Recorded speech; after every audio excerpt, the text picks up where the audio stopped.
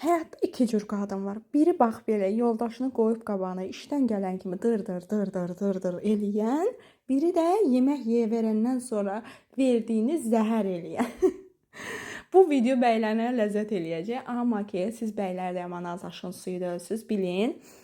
Deməli, həqiqətən də bu belədir. Qadınlar yoldaşı işdən gələndən sonra başlayırlar biraz dırdır eləməyə. Bu bizim anatomiyamızda var. Bunu anlayın artıq bəylər.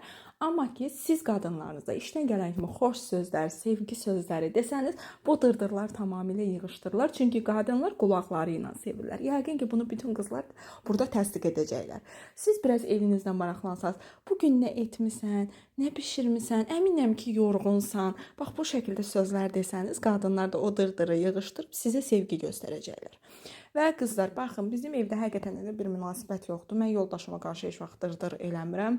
Yeyib qutarandan sonra hər hansı bir məsələmiz varsa biz bir yerdə həll eləyirik, tək başına yox. Yoldaşım beynində əsəbləşmir, nə bilim, nəyisə fikirləşmir. Mən sadəcə deyir ki, Asiya, bax bunu belə eləmək istəyirəm, nə fikirləşirsən?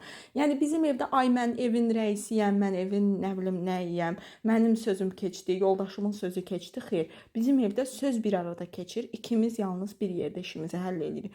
Mən də evdən bilirsiniz ki, oturaraq pul qazanan xanımlardanam.